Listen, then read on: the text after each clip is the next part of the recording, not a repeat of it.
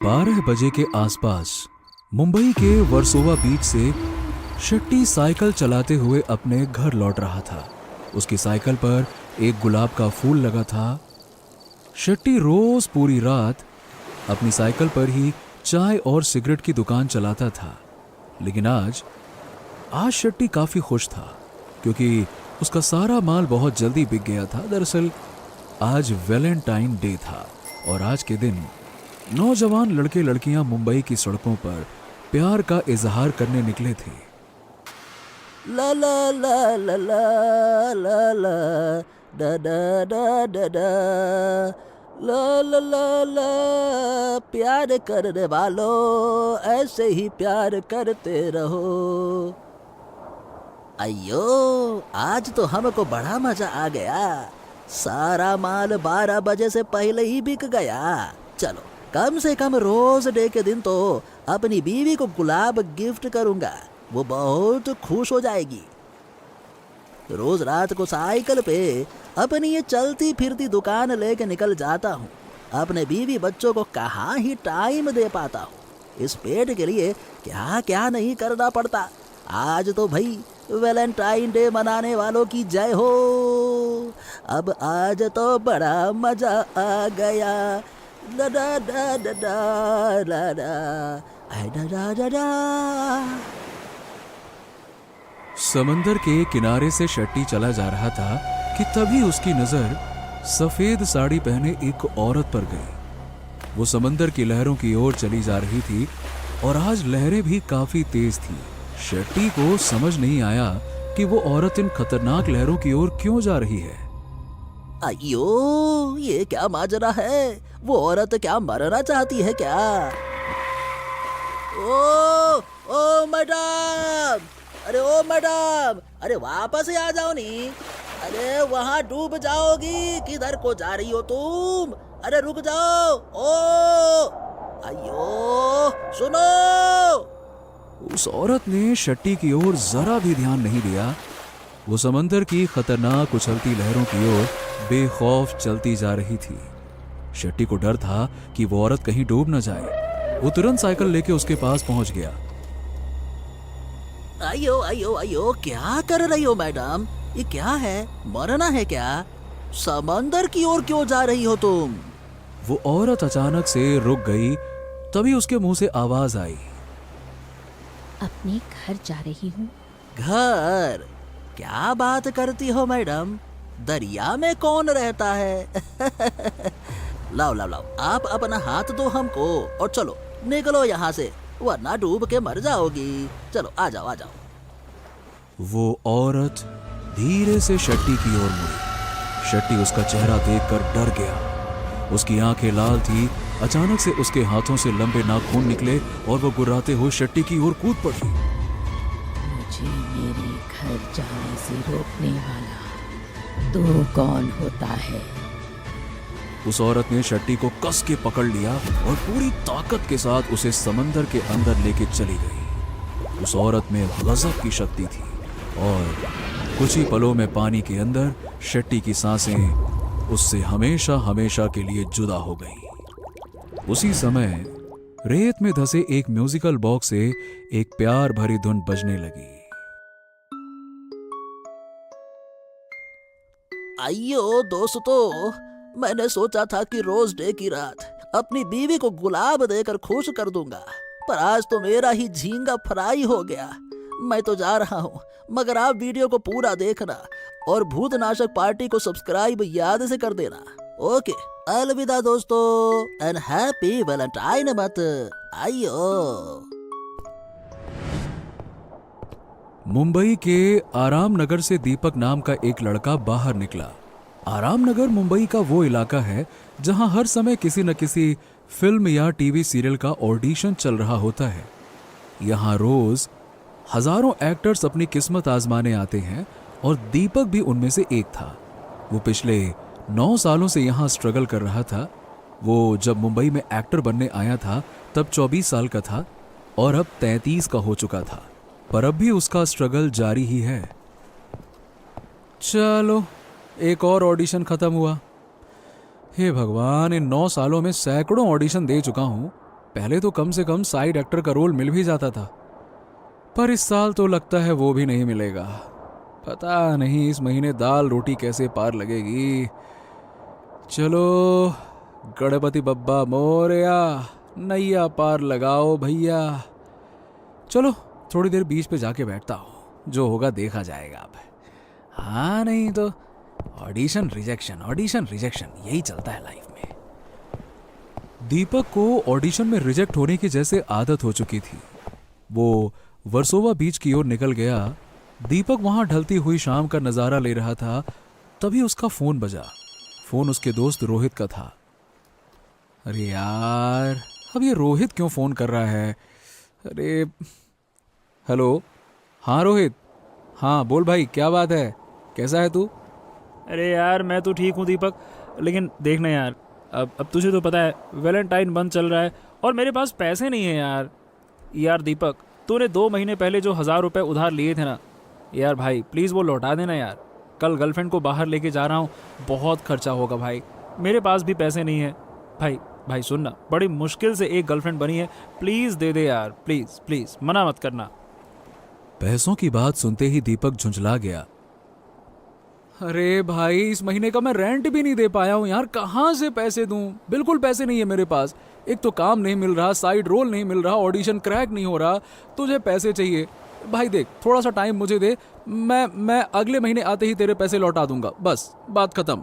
ये कहकर दीपक ने फोन काट दिया। अरे साला, जिसको देखो उसको ही पैसे चाहिए। वैलेंटाइन मंथ है, मुश्किल से गर्लफ्रेंड बनी है। यहाँ तो पूरा मैदान ही खाली है। अरे पता नहीं, कोई लड़की मुझे भाव ही नहीं देती है। कितने साल से सिंगल खाली हूं, क्या बोलूं मैं। तभी दीपक की नजर रेत में धंसे एक छोटे से चौकोर बक्से पे गई। पास में ही एक साइकिल खड़ी थी। उस चौकोर बक्से में एक चाबी लगी हुई थी। दीपक ने उसे बाहर निकाला। हैं? ये क्या है? देखने में तो बड़ा सुंदर है। दीपक ने चाबी घुमाया। चाबी घुमाते ही उस बक्से में से एक प्यारी सी रोमांटिक धुन बजने लगी। अरे वाह यार, ये तो कोई म्यूजिकल बॉक्स है। पता नहीं यहां किसने छोड़ दिया या फिर किसी का छूट गया, लेकिन धुन बड़ी मस्त है। वाह, आहा। दीपक ने आसपास देखा, लेकिन वहां कोई नहीं था। खैर, अब दिखाई तो कोई दे नहीं रहा है। हाँ, जब कोई दिख नहीं रहा है तो ये मेरा हो गया, क्योंकि मुझे मिला है। चलो मैं इसे रख लेता हूं। शाम ढल चुकी थी और दीपक वो म्यूजिकल बॉक्स लेके वहां से निकल गया। आधी रात होने वाली थी। दीपक अपने छोटे से कमरे में सो रहा था। चारों तरफ रात का सन्नाटा पसरा हुआ था। तभी टेबल पर रखा वो म्यूजिकल बॉक्स अपने आप बजने लगा। दीपक की नींद टूट गई। हैं? अरे इसको क्या हो गया? दीपक ने वो म्यूजिकल बॉक्स उठाया और उसे बंद कर दिया और वापस सो गया। पर थोड़ी ही देर बाद वो म्यूजिकल बॉक्स फिर से बजने लगा और अब दीपक को हल्का सा गुस्सा आ गया। अरे सो जा भाई, क्यों मेरी नींद खराब कर रहा है? सो जाना। टनन टनन टनन टनन टनन, दिमाग खराब कर दिया। और वो म्यूजिकल बॉक्स अपने आप बंद हो गया। थैंक यू, अब सो जा तू भी। पर वो म्यूजिकल बॉक्स भला कहां मानने वाला था। वो फिर से बजने लगा।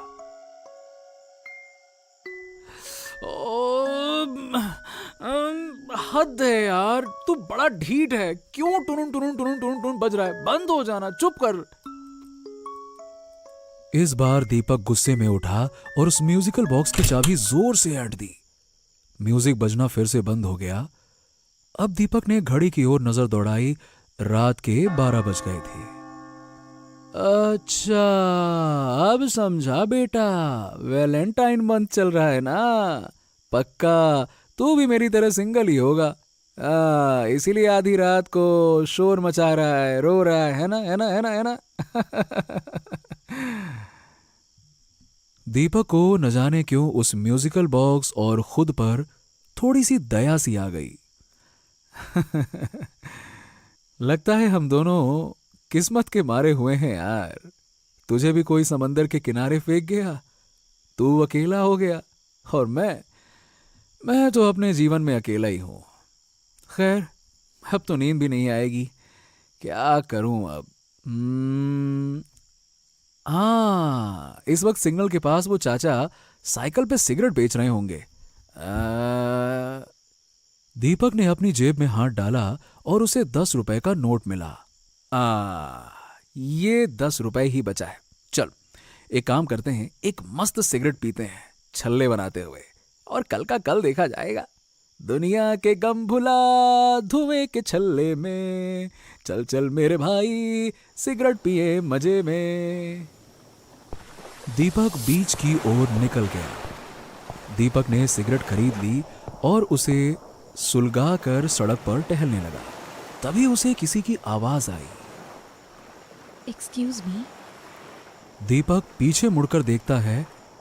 वो आवाज एक खूबसूरत जवान लड़की की थी। वो दीपक से फिर से बोलती है, आपके पास लाइटर या माचिस है? दीपक उस खूबसूरत लड़की को बस निहारते रह जाता है। मैंने पूछा, आपके पास लाइटर या माचिस है? दीपक एकदम से होश में आता है। क्या लाइटर? अरे हाँ हाँ, है ना, ये रहा। हाँ। दीपक ने लाइटर उस लड़की को दे दिया और उस लड़की ने भी अपने लिए एक सिगरेट जला ली। आप एक्टर हैं क्या? दीपक चौंक गया। आपको कैसे पता? मुझे लगता है मैंने आपको किसी ऑडिशन में देखा है। अच्छा, ऑडिशन में? हाँ हाँ, ऑडिशन में देखा होगा। ओ, तो क्या आप भी? जी हाँ, मैं भी एक्टर ही हूँ। मुंबई में 4 साल हो गए। हाँ, मुझे पूरे 9 साल हो गए। मेरा भी सेम ही हाल है। दोनों एक दूसरे को देखकर मुस्कुराए। हाय, मेरा नाम रानी है। और मैं दीपक। लड़की ने दीपक की ओर अपना हाथ बढ़ाया और दीपक ने आगे बढ़ के उससे हाथ मिलाया। अजीब इत्तेफाक है कि हम दोनों वैलेंटाइन डे के दिन मिले, नहीं? दीपक रानी की बात पर थोड़ा शर्मा गया। उसने रानी से पूछा, रानी जी, सही बताऊं तो मुझे ना कभी कभी लगता है कि ये एक्टिंग वैक्टिंग छोड़ के ना वापस अपने घर चला जाऊं। वैसे तुम्हारा क्या प्लान है? रानी ने एक पल के लिए दीपक की आंखों में झांका। मेरे पास एक कहानी है। कहानी? कैसी कहानी? कहानी मैंने ही लिखी है। मैं सोच रही हूँ कि उस कहानी की लीड हीरोइन मैं रहूंगी। मुझे यकीन है कि मुझे कोई ना कोई प्रोड्यूसर जरूर मिल जाएगा।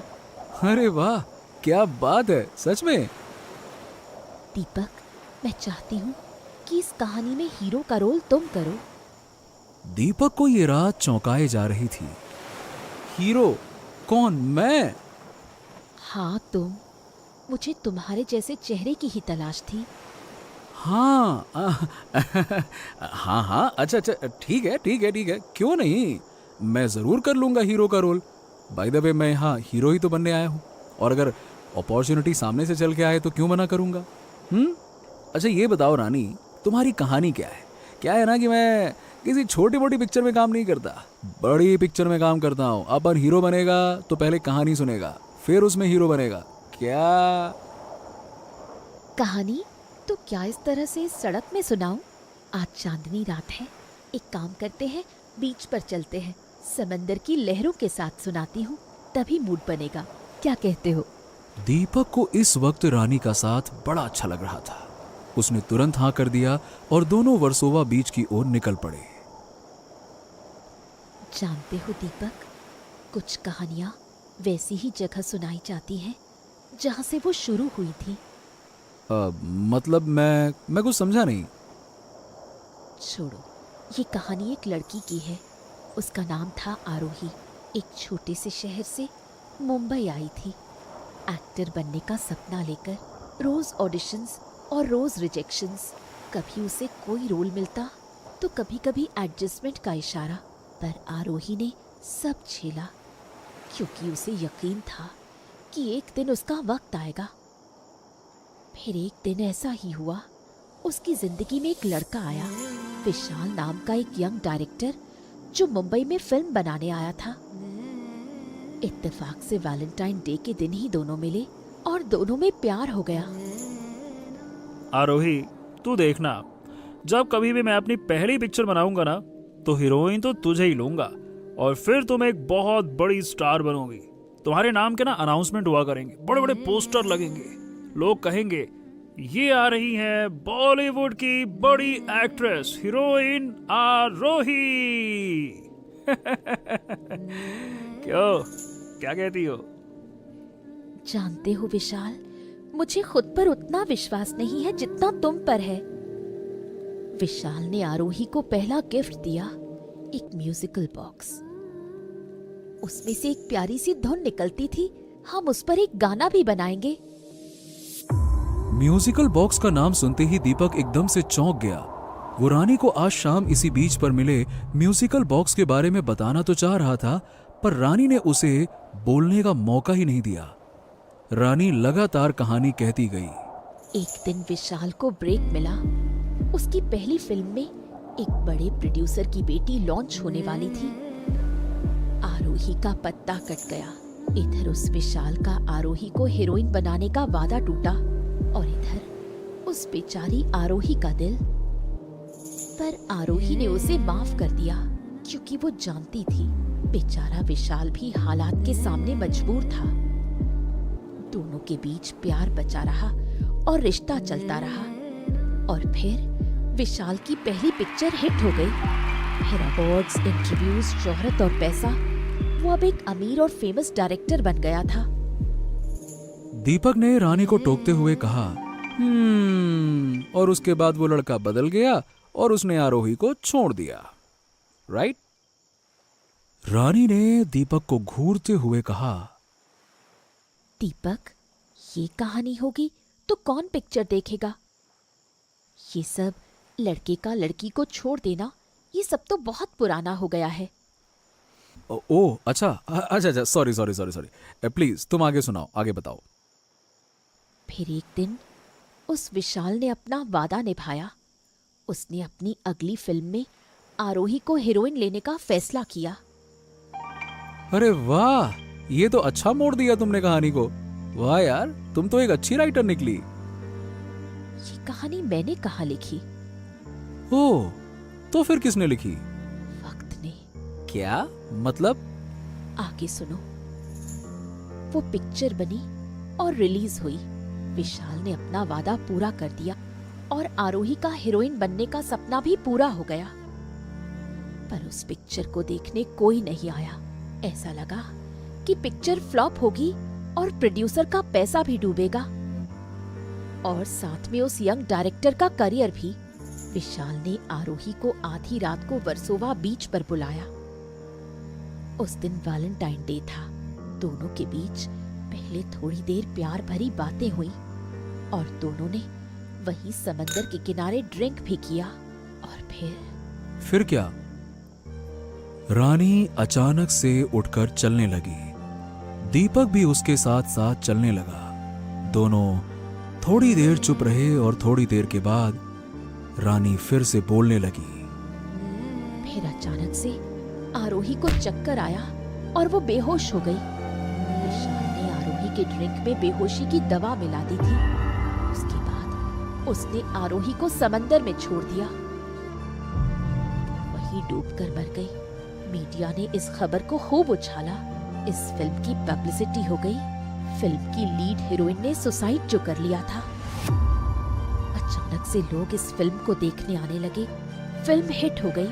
प्रोड्यूसर भी खुश, डायरेक्टर भी खुश। मगर आरोही, उसका क्या? इस समय वर्सोवा बीच पर सिर्फ समंदर की लहरें सुनाई दे रही थीं।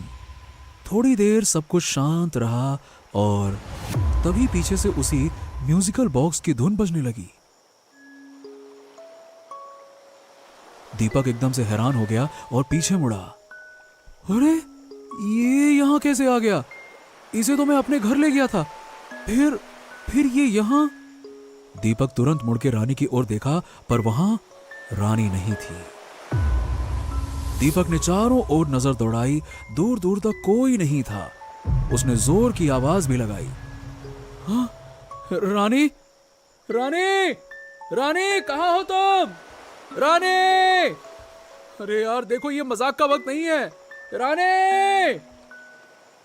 लेकिन कहीं से कोई जवाब नहीं आता है, पर वो म्यूजिकल बॉक्स से लगातार वही धुन बजती रहती है।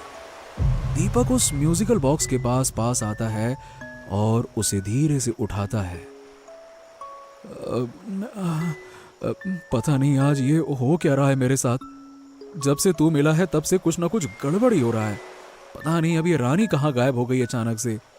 तभी पीछे से एक आवाज आई, रानी नहीं दीपक, आरोही। दीपक फौरन पीछे मुड़ा और उसके पीछे रानी ही खड़ी थी, लेकिन सफेद लिपटी साड़ी में, और उसकी आंखें लाल हो चुकी थी। दीपक उसे देखते ही डर गया और उसकी जुबान लड़खड़ाने लगी। रानी तुम ये क्या पहन लिया अचानक से यार, और ये तुम्हारी आंखें लाल कैसे हो गई? देखो देखो प्लीज डराओ मत मुझे। ये क्या मेकअप कर रखा है तुमने? एकदम एकदम प्लीज यार देखो, कुछ तो बोलो, क्या है ये? वो औरत दीपक को अपनी लाल डरावनी आंखों से घूरती रही और फिर गुर्राई, कहा ना रानी नहीं आरोही। दीपक को लगा कि उसका दिमाग फट जाएगा। आरोही? ये क्या बोल रही हो? आरोही तो तुम्हारी कहानी में थी और वो तो मर चुकी है। यही इसी वर्सोवा बीच के किनारे तुमने ही तो ये कहानी लिखी थी ना? कहा था ना, वो कहानी मैंने नहीं लिखी, वक्त लिखता गया। उस कहानी में लिखी एक एक बात सच थी। मैं ही आरोही हूँ। दीपक को जैसे सांप सूंघ गया हो। वो समझ गया कि इतनी देर तक वो जिसके साथ चल रहा था, जिसके मुंह से कहानी सुन रहा था, जिसके पास बैठा था, वो जीती जागती लड़की नहीं बल्कि एक भटकती प्रेत आत्मा थी। दीपक तुरंत वहां से भागने के लिए दौड़ा। दीपक जितनी तेजी से भागा, उससे कहीं तेजी से आरोही की आत्मा उड़ते हुए एक पल में उसके सामने आकर खड़ी हो गई। दीपक समझ गया कि वो इतनी आसानी से भाग नहीं पाएगा। वो गिड़गिड़ाते हुए आरोही से पूछा, देखो देखो रानी, मेरा मतलब आरोही, आखिर तुम मुझसे क्या चाहती हो? मेरा क्यों पीछा कर रही हो? मैंने तुम्हारा क्या बिगाड़ा है? मुझे क्यों क्यों क्यों क्यों? आरोही उसकी ओर देखकर मुस्कुराई और बोली, जानते हो दीपक, जब से उस लड़के ने मुझे उस समंदर में डुबो के मारा है ना, तब से मेरी आत्मा इस समंदर के अंदर रहती है। लेकिन हर वैलेंटाइन डे को इस समंदर को जैसे भूख सी लगती है, और उस दिन सूरज ढलने के बाद मेरी आत्मा इस समंदर से बाहर निकलती है और उसकी भूख मिटाती है। आज समंदर की भूख तुम मिटाओगे। ये कहते ही आरोही दीपक का हाथ पकड़कर उसे घसीटते हुए समंदर की ओर पहुंचती है और अपनी बाहों में जकड़कर समंदर के अंदर घुस जाती है। दीपक उस आत्मा के सामने बेबस था। वो समंदर की गहराइयों में उतर जाता है और धीरे धीरे आरोही की आत्मा की बाहों में दीपक दम तोड़ देता है। आज वैलेंटाइन डे की रात को समंदर ने अपनी भूख मिटा ली। दीपक के मरते ही रेत में धंसे उस म्यूजिकल बॉक्स से फिर से वही धुन बजने लगती है, पर इस बार वो धुन प्यार भरी नहीं बल्कि मौत से भरी हुई थी। कैसी लगी आपको ये खौफनाक और रोमांचक कहानी? नीचे कमेंट करके जरूर बताइए। और अगर आपको ये कहानी पसंद आई तो लाइक, शेयर और भूतनाशक पार्टी को सब्सक्राइब करना ना भूलें। हर शुक्रवार हम लाएंगे एक नई हॉरर स्टोरी, तो तुरंत बेल आइकन को दबा दें ताकि ऐसी ही हैरत अंगेज कहानी आपसे कभी छूट ना जाए, क्योंकि डरोगे तभी तो आगे बढ़ोगे।